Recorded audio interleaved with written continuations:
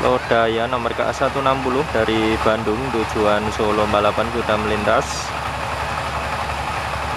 Bisa kita lihat di sana treknya menurun, kemudian belok ke arah kiri.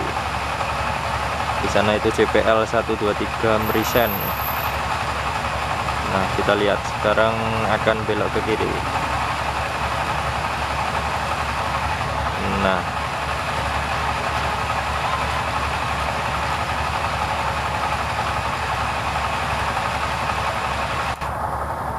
jadi kita masih nunggu beberapa kereta api lagi, tapi kemungkinan akan pindah spot.